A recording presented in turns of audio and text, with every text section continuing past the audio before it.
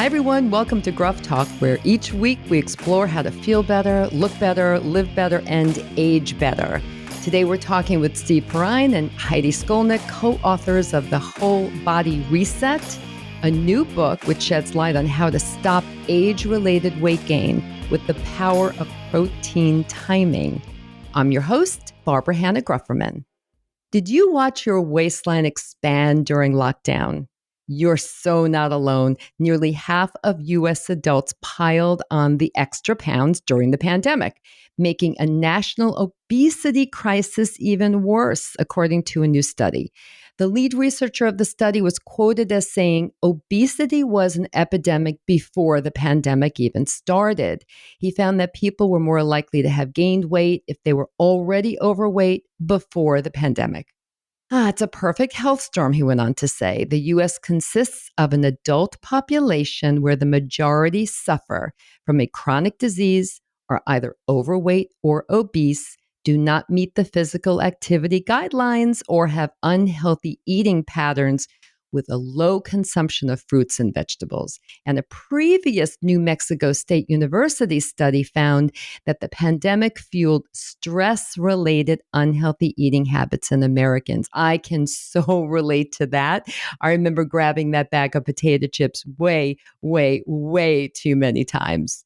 The big challenge here is that once people are on that trajectory of weight gain, they feel like they've lost all control. And so they just stick with the path that they're on. And any healthy habits that may have been formed, like exercise, fly right out the window too. And when you feel like you've lost control over something, you can start to believe that you'll never get it back. And so it continues. But my guests today are here to talk us through how to stop feeling overwhelmed and how to take back control of your weight, your health, your life at any age. Steve Perrine is an executive editor at AARP, the magazine, overseeing coverage of health, nutrition, and fitness. He's had his hand in more than 24 New York Times best-selling books, including the wildly successful Eat This, Not That franchise. Heidi Skolnik is a nutritionist and exercise scientist who works with professional athletes, Broadway stars, and also oversees performance nutrition for Juilliard and the School of American Ballet. She's written several books also focusing on nutrition. And I would like to add that Heidi and I spent many years together serving on the board of the Bone Health and Osteoporosis Foundation. Both Steve and Heidi are sought-after media experts appearing on all the major television programs like The Today Show, Good Morning America, and so many more. Welcome to Gruff Talk, Steve and Heidi. It is great to be here. Thanks, Barbara. Oh, it's so nice to have you. We have a lot to talk about, but before we dive in, I have two questions I always like to ask my guests. First, where are you tuning in from? Heidi, where are you? I am in a suburb of New York called Northern New Jersey. We all know it well. And Steve, what about you? Could be the Arctic tundra out there, but I understand it's actually Westport, Connecticut. I know. What happened? I was out there looking at the flowers coming up on Friday, and now it's insane out there. It is. It's like, I don't know, up and down. Okay. We can have a whole conversation about what's going on out there with the weather, but we won't. We're going to stay in our lane today. We're going to stay in our lane. Okay. And here's the other question I love to ask because I just love to know this. What can I tell you? What did you eat for breakfast today? Heidi, what did you have for breakfast today? Although what I ate was not unusual, it was unusual in that I went out to eat this morning for breakfast because my stepdaughter and son-in-law and the baby, my grandson, was here. And before they departed, they were here for the weekend. We went out for breakfast. And this is what's great about the Whole Body Reset. You can eat this way no matter where you are, whether you're home or out, it doesn't matter. So I had this is actually kind of like I eat at home too. I had 2 slices of this wonderful whole grain bread with avocado, smashed avocado, some pepper flakes.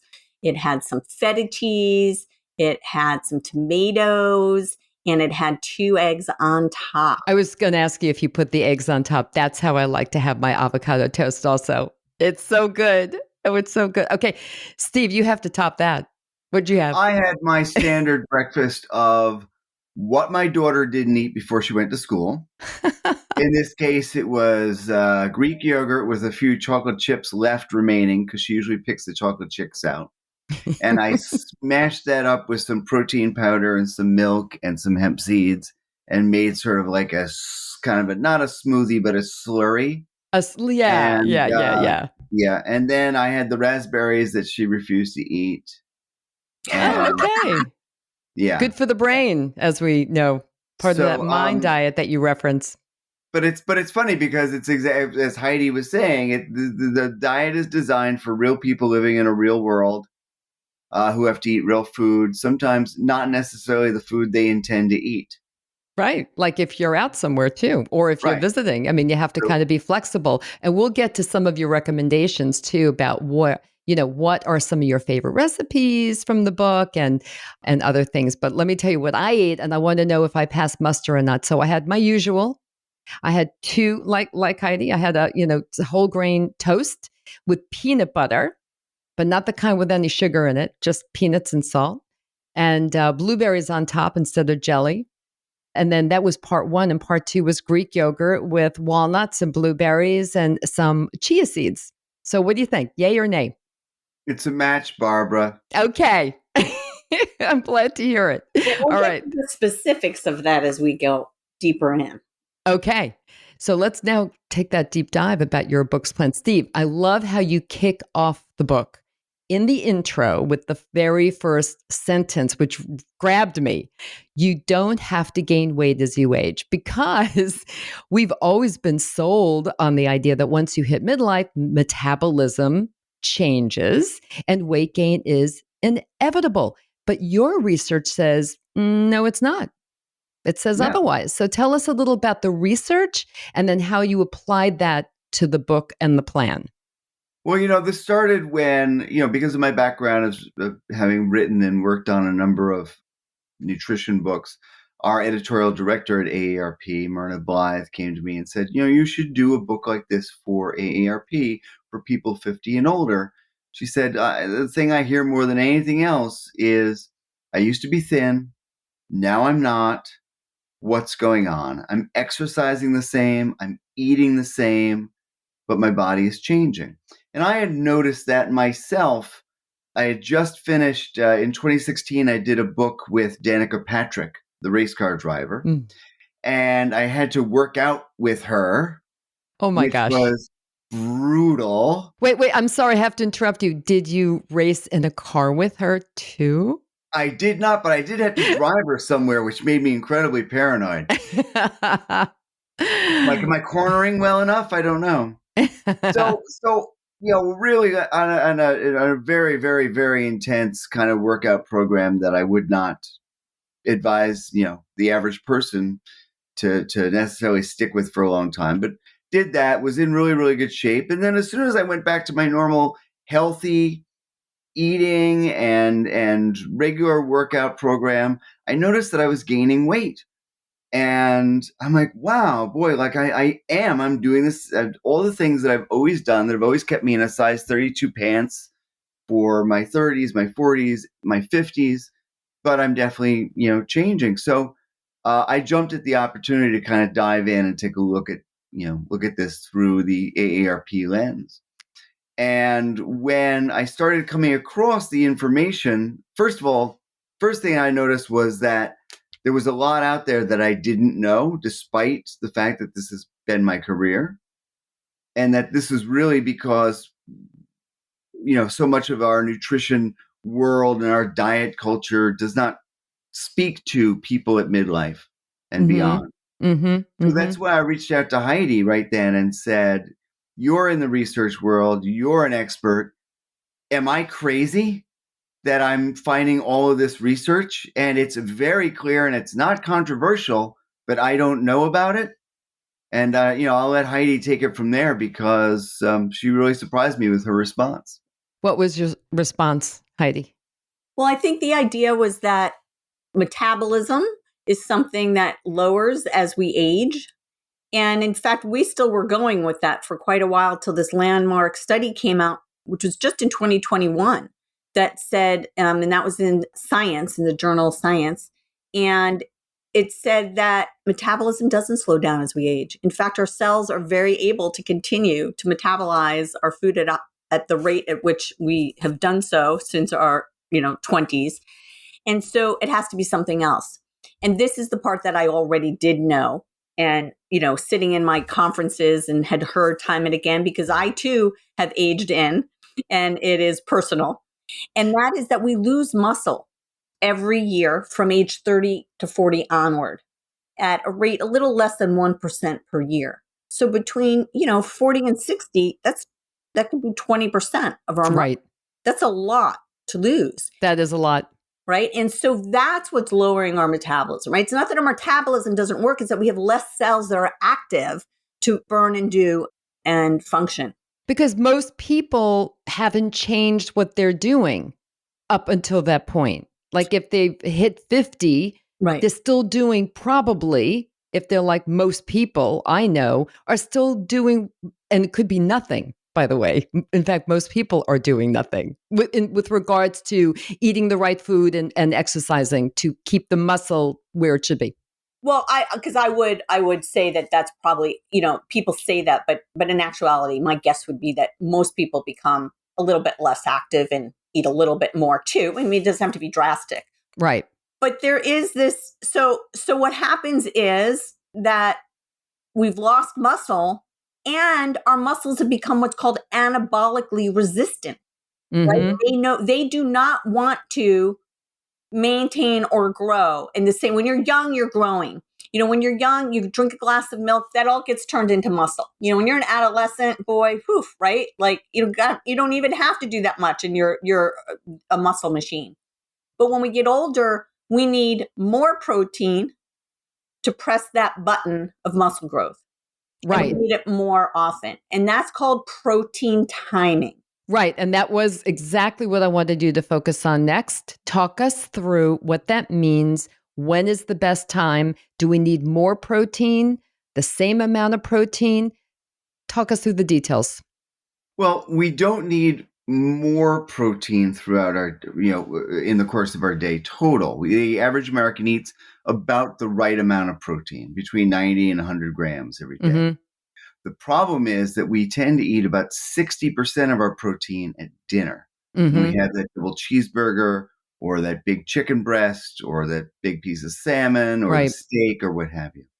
The typical person eats about 10 grams of protein a meal and some berries. And unfortunately, for somebody in their 50s or so, if you don't get at least 25 to 30 grams of protein to start your day, you're probably going to be in muscle loss mode all day long. So our bodies are constantly building up and breaking down muscle. We need to have protein, 25 to 30 grams, 3 times a day at morning, noon, and night, in order to keep that make muscle process going, in order to overcome the anabolic resistance that we develop as we get older. So we're not saying you need to eat more protein total, and this is not in any way high protein diet. Right. It's an adequate protein diet, but one where the emphasis is shifted toward the morning. So we're focusing on getting that good, solid, energizing protein breakfast to get our muscle making processes revving. And also by doing that, we're also giving ourselves greater energy throughout the day. Mm-hmm. We're controlling hunger. We're not getting those like midday cravings or those 3 p.m. slumps.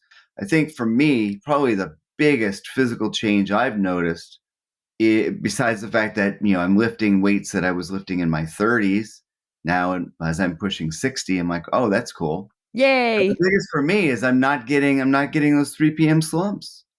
I don't need to lay down at 2:30 after lunch and zone out for an hour. What do you say to people who are on the intermittent fasting path where they don't eat for that window, and which could be from 8 p.m. the night before to 1 p.m. or noon the following day? And that's their kind of lifestyle now. What do we say to those people? Bad idea? Well, for people who are older, yes, it's a bad idea. Mm-hmm. There's a study that came out, and I actually have that one right here, and that came out in JAMA, And what it did is it looked at a control group. So same amount of calories, because that's important. Weight loss, it is there is a calorie part to it. Yes. This study, they controlled for same calories. One was on a time restricted eating plan and the other was not. And both groups lost a similar amount of weight. But the group that was on the time restricted or the training that we're talking, like not eating in the morning, lost more lost more muscle. Really, Mm-hmm. let me be clear. That when they were on this program where they did not eat in the morning, they lost similar amount of weight to the control group for calories, but they lost way more muscle. And that's really important. Any kind of calorie restriction diet, whether you're doing it by just cutting calories or you're doing it by only eating in windows, yes, you're primarily going to lose water weight and muscle weight. You'll lose some fat, but you're really hurting yourself in the long run because you're sacrificing muscle. When you go back to eating in a more normal way, you've reduced the number of, you've hurt yourself in 4 ways. Number one, by reducing the amount of muscle you have, you've reduced the number of calories you can actually burn throughout the day. Right. Number two, you've reduced the amount of blood sugar you can store because blood sugar can be turned into glycogen and stored in our muscles. Less muscle, that means your blood sugar can only go someplace else, and that's to be turned into fat. You've hurt yourself in terms of your basic strength and ability to be active. And then you've hurt yourself in the fourth way, which is that muscle helps reduce inflammation. And if we imagine there's always a war going on in your body between fat and muscle, inflammation is fat's friend, inflammation is muscle's enemy. So time-restricted eating can serve to actually increase inflammation. Thank you for that. I happen to be a fan of intermittent fasting, but not in that way.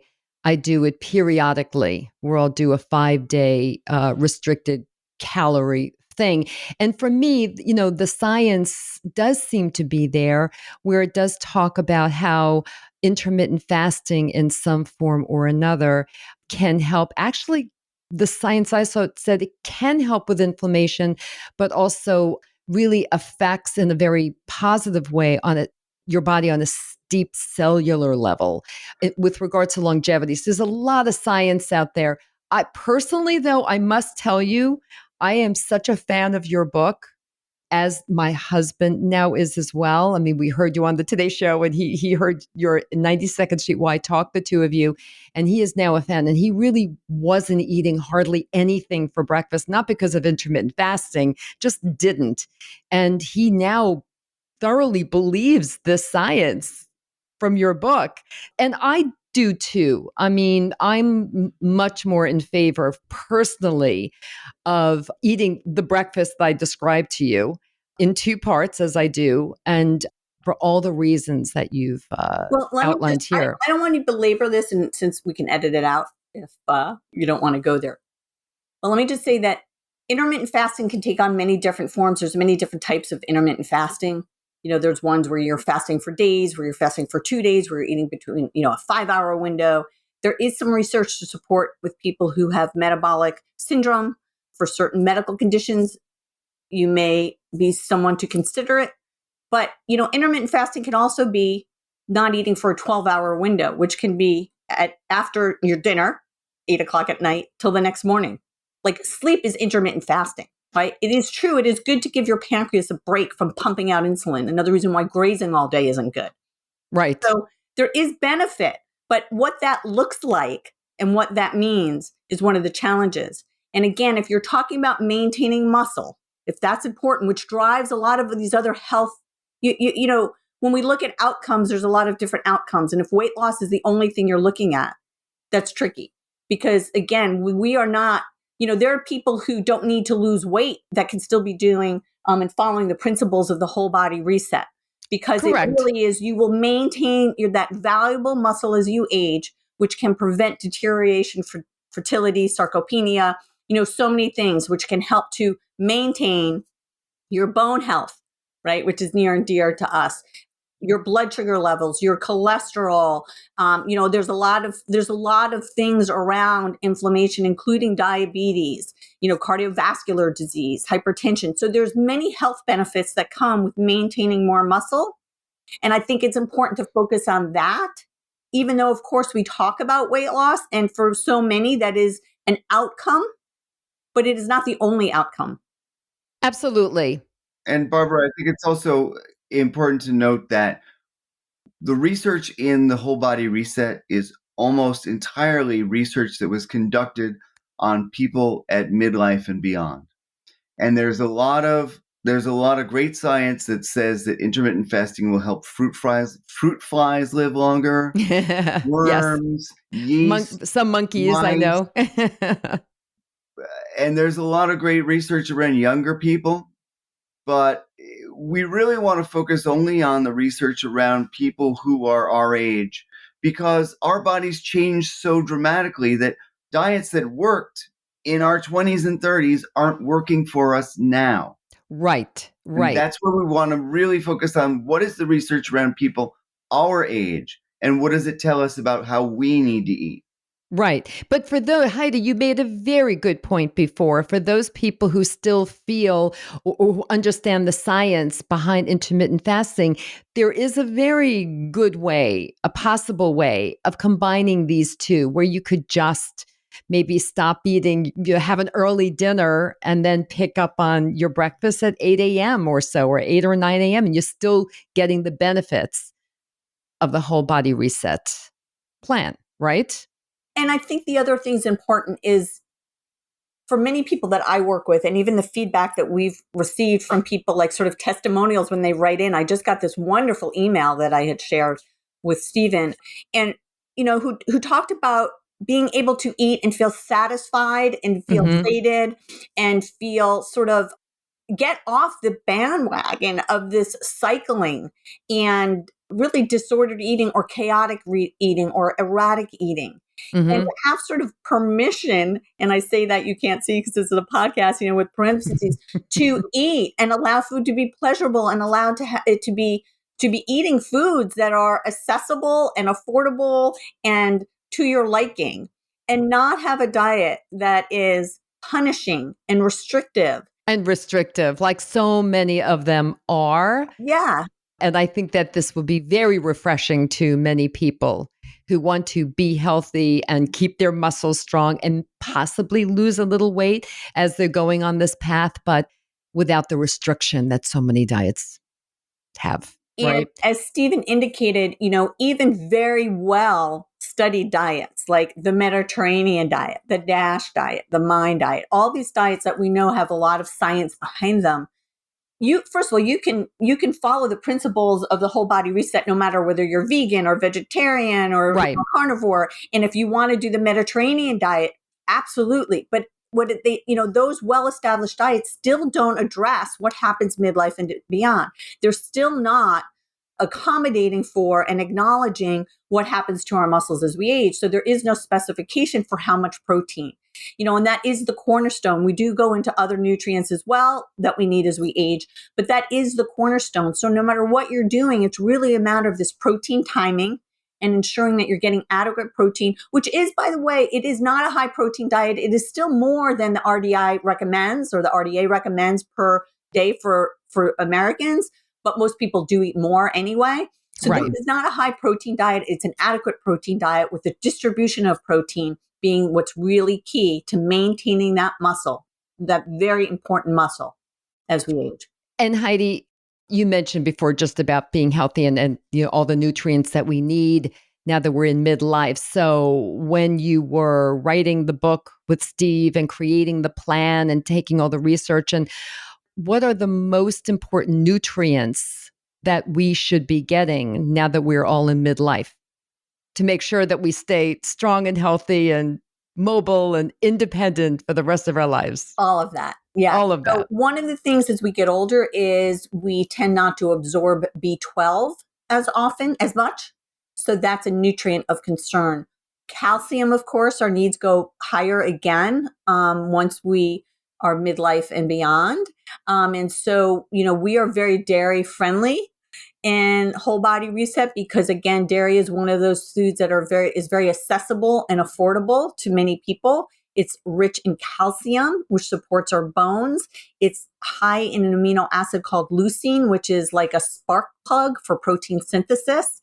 And many dairy foods like yogurt, some cheeses, and kefir are also fermented and are rich in probiotics, which helps our gut health. And our gut health is really important to keep healthy because you and I both can eat a calcium rich food, but not absorb the same amount of calcium based on our gut health. And so that's another one. We also have fiber. We emphasize having 5 grams of fiber per meal at least 2 at snacks. And that also helps with our microbiome. It also helps keep us full. And Steve, do you want to take their colorful fruits and vegetables, or do you want me to keep going here? I'm happy to jump in, Heidi. Yeah. So Go ahead, Steve. Yeah, one of the things that we've heard about so much in our diet culture is this idea of superfoods. Yeah. And we really want to kill all superfoods. There are no superfoods. The only superfood is a lot of different foods. I'm sorry, Steve. I have to disagree with you. Oh, yes? Peanut butter is my superfood. I can not imagine life without peanut butter. It's my dog Travis's superfood. That is for sure. Yeah. But really, you would be better off mixing in your peanut butter with also some almond butter, some cashew butter, some other things. Okay. Basically, all plants have their own unique sets of phytochemicals, nutrients. There are tens of thousands of different kinds. The wider a variety that we eat, the better off we are, which is why we love to use that common phrase, eat the rainbow. Yes. And in fact, one of the most surprising studies for me in researching the book was the finding that people who eat the most fruits and vegetables retain the most muscle as they age. Yes, I was fascinated by that. Yeah, and we don't think of fruits and vegetables as, muscle building food, but again, it goes to you're getting all those different phytonutrients. They work together to help fight inflammation. Inflammation is muscle's enemy. So the less inflammation you have, the better you hold on to your muscles. Okay, Steve, what role? Oh, go ahead, Heidi. Go ahead. I was going to add, as we always do, we add on to each other, is, in terms of fruits and vegetables, one, many of them have fiber, but some of them aren't even rich in fiber, but it is the carotenoids and these. Let me explain what phytonutrients are in case somebody doesn't know. So phyto is the sun. So it's plant-based foods have these compounds, phytocompounds or phytonutrients that are really powerful. They protect the plants, but they also protect us when we eat the plants. And so that's what all these nutrients are. And so in addition to inflammation, we were talking about other nutrients, the carotenoids that are in a lot of these, the B9 or folate, those can really help with our brain health as we age. So they're dual purpose. Most of these foods that are really nutritious for us help different systems in our body, all of which benefit us as we age. Steve, what is the role of exercise in this plan? What do you propose people do? Well, exercise is a very interesting issue. Typically, if you go to your doctor and your doctor will ask you, what do you do for exercise? And you say, well, I walk every day, or I run, or I bike, or I jog, or I hike, or what have you. They'll typically give you a gold star and send you on your way. It's very, very rare that a doctor will ask, well, what are you doing to maintain your muscle strength? Right. And so we've always, people our age have really kind of been brought up in this cardio culture where we think that that's really what we need, the walking or the biking and the hiking, the swimming. And that's really, really important. But it's also important to do something every week that challenges your muscles, whether that's resistance training or Pilates or calisthenics or yoga or anything that helps you maintain strength as well as building cardiovascular fitness. So we have a whole workout program within the Whole Body Reset that includes a no weight muscle workout, full body workout, beginner, intermediate, and advanced programs. as well as Using your whole body, meaning like a push-up and the like, squats, exactly, push-up, things like sure, that, where yeah, you're not using equipment. That's and you pretty can much do it what at I do home. and have You been can doing watch for years. TV. Yeah. Hmm. You could do it anywhere, Mhm. anytime, right? Yeah, I mean, it's, doing squats in line at the bank is kind of weird, but whatever turns you on, Barbara. No, but you can do balance while you're waiting in line at the We bank. actually have we have Right? the whole body reset balance and stretch, which is, Yes, I saw that because that is the third pillar, I think, of overall, right, fitness. right. Because you don't want to, as Heidi and I know, you don't want to fall and fracture. You want to be doing all these wonderful things to build up your muscles to support your bones, but you also don't want to fall. And we do know that as we get older, that is a risk. Heidi? Yeah, I was going to say, the thing about strength training that is important to remember again when we're talking about system cardiovascular, your heart, your lungs, absolutely important. But it's not like the more. You'd be better off doing a little bit less to make sure you're leaving time for strength training twice a week. But that strength training isn't just good for our muscles. Remember, our muscles pull on our ligaments and our tendons and pulls on our bone, and that helps stimulate bone to stay strong as we age. And then the balance exercises are important, not for your muscles per se. It's for your proprioception. And when you have the muscle to help the strength, to help correct from a fall is important. It all builds up. And it's, again, it's all together. It's compound. So the balance is really important, not for muscle, but to prevent falls. But the strength training is important for your muscles. Right. Now, I know you have a lot of plans and recipes and all kinds of prescriptions for the reader in the book.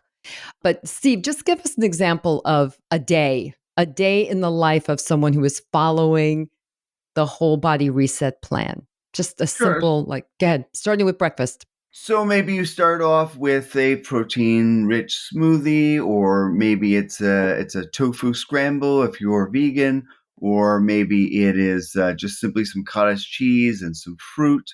There are a lot of ways. It's one of the reasons we talk a lot about dairy, because it's one of the easiest ways to get protein in the morning. Mm-hmm. But really focusing on getting that protein hit, as well as you can do a simple piece of fruit or a couple pieces of whole grain bread to make sure you're getting the fiber in the morning. Mm-hmm. Mm-hmm. Lunchtime, there are a lot of very easy issues. Again, if you very easy answers. Again, if you have a couple slices of whole grain bread and some deli meat, you're pretty much golden. Good to go. Have to watch Yeah. out for that sodium level. That's the one thing I know you offer. Like you could go to McDonald's and you could still be on the plane, of course, but that's like an issue that I'm always very cognizant of. We don't A want to live at concern. McDonald's, but if you need to visit occasionally, Well, I like those French fries. Come that's on. what happens. Yeah. Again, so we have lunches at pretty much every fast food restaurant, from Popeyes No, it's really to smart. Wendy's, you name it.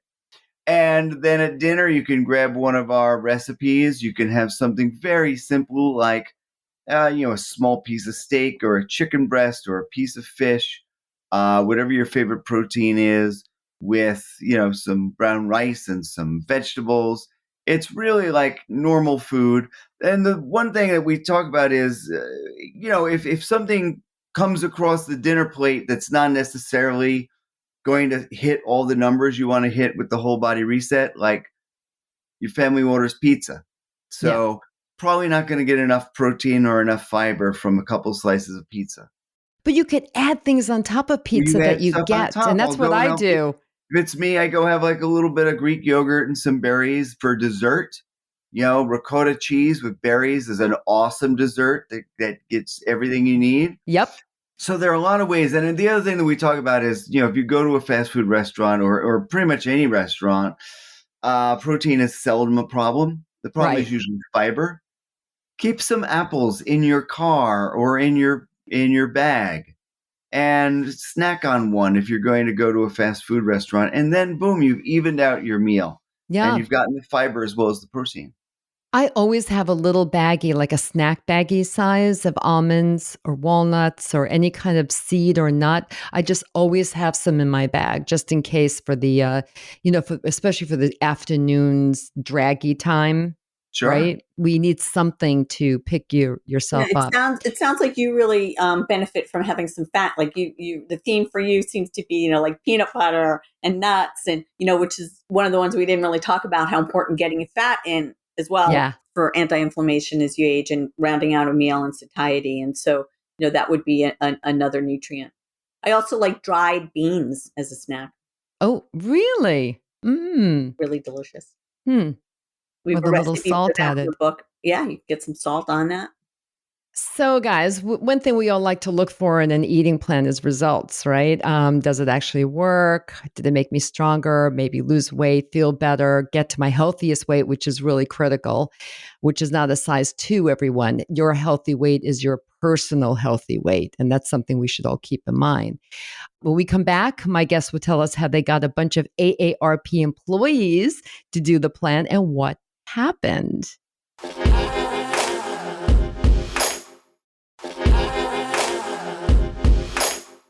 Okay, we're back with Steve Perrine and Heidi Skolnik, co-authors of The Whole Body Reset.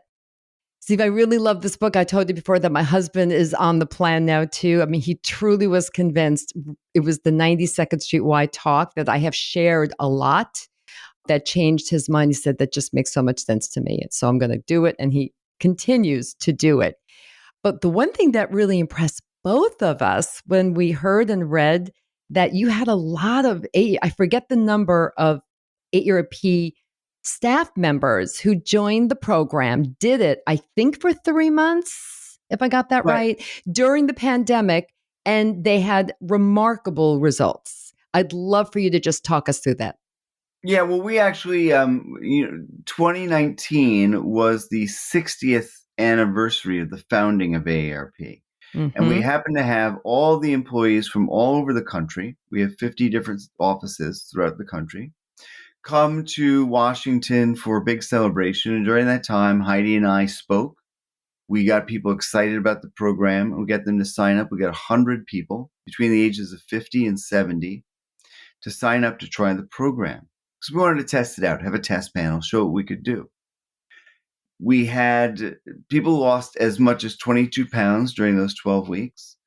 The average weight loss was less than that. But, you don't want rapid weight loss. You want sustainable weight loss. Mm-hmm. And I think what's so heartening to us is the people who lost weight, kept it off throughout the pandemic, continued to lose weight. Some people have lost in excess of 40 pounds. And again, reported better sleep, better energy.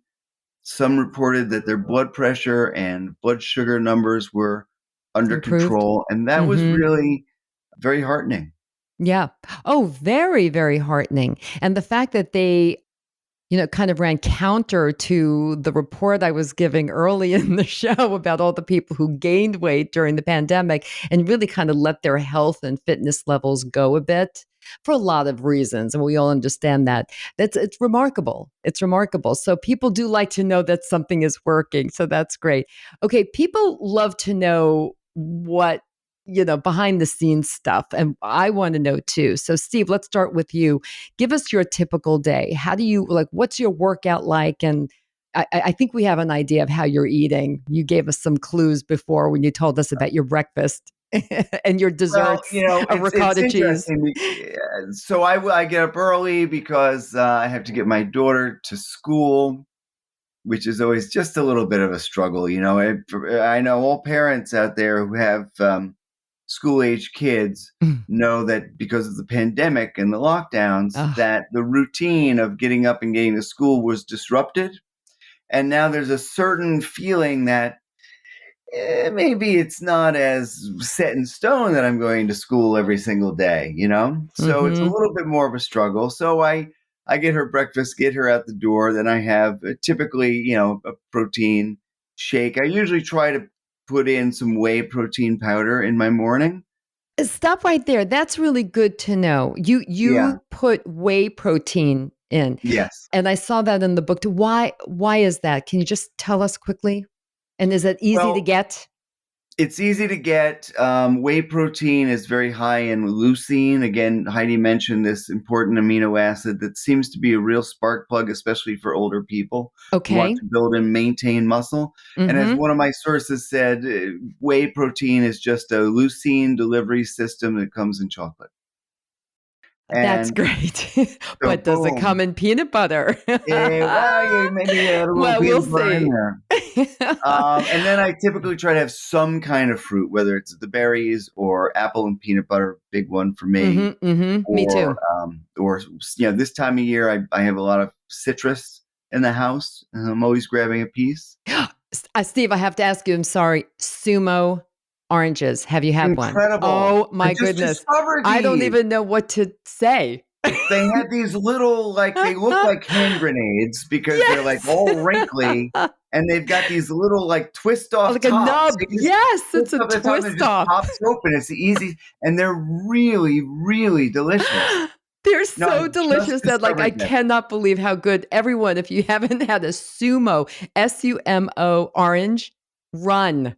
Yeah. Okay, good. And I get blood oranges because I think they're going to be really awesome, but they're only so-so. They don't compare to the Sumos. Oh, the Sumo is that's it. So I typically have that.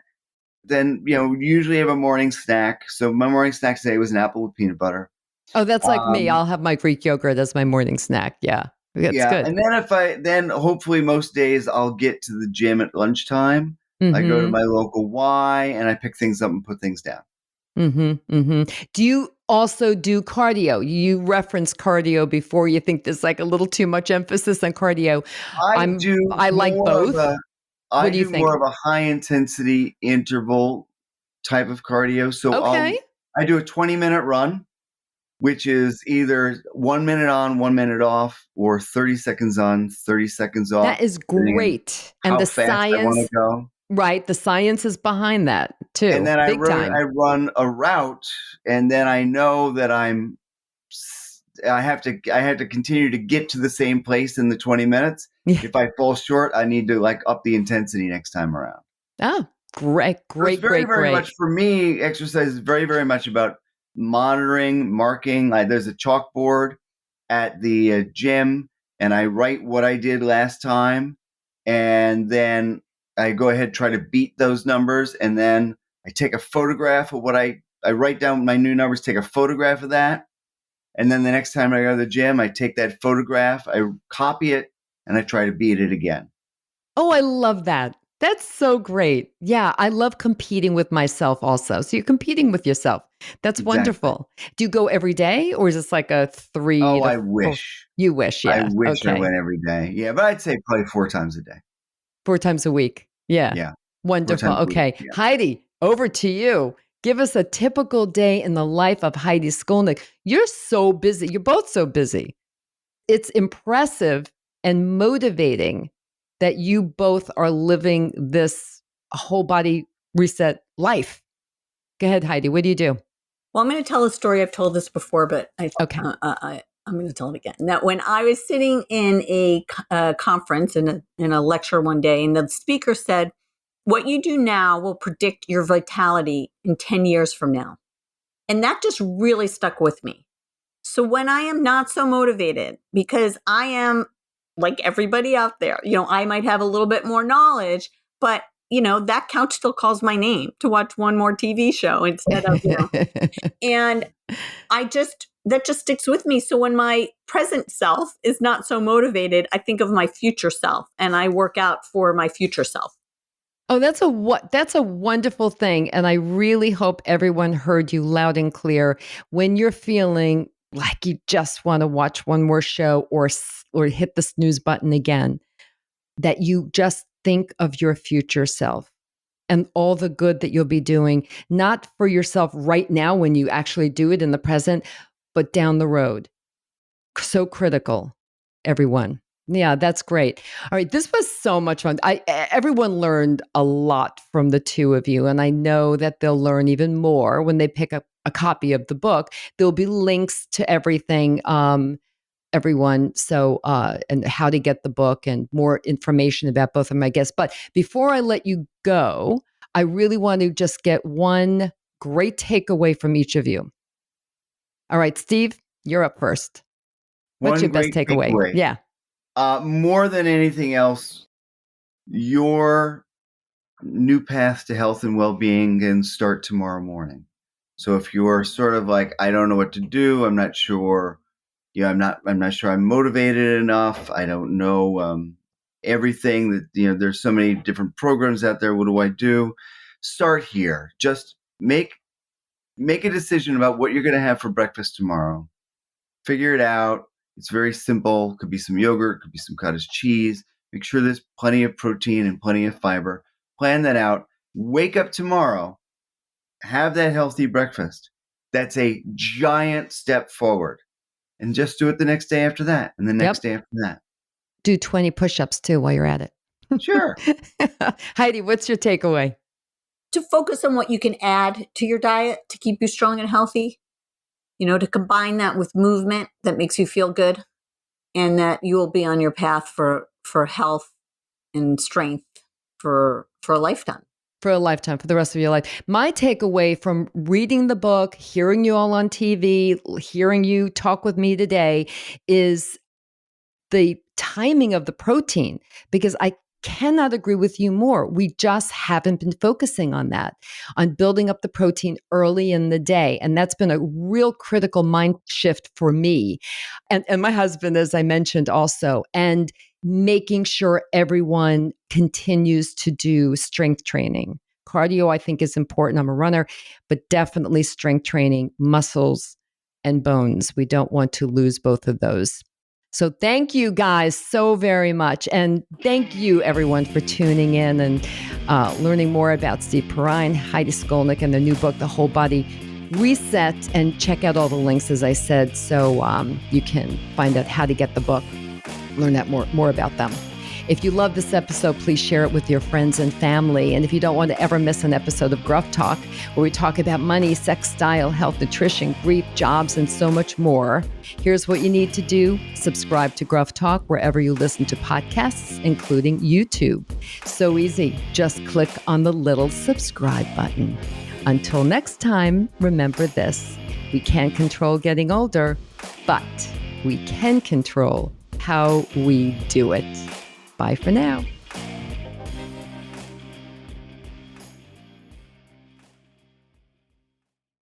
Age Better Podcast is a proud member of the Sound Advice Network. Sound Advice, women's voices amplified.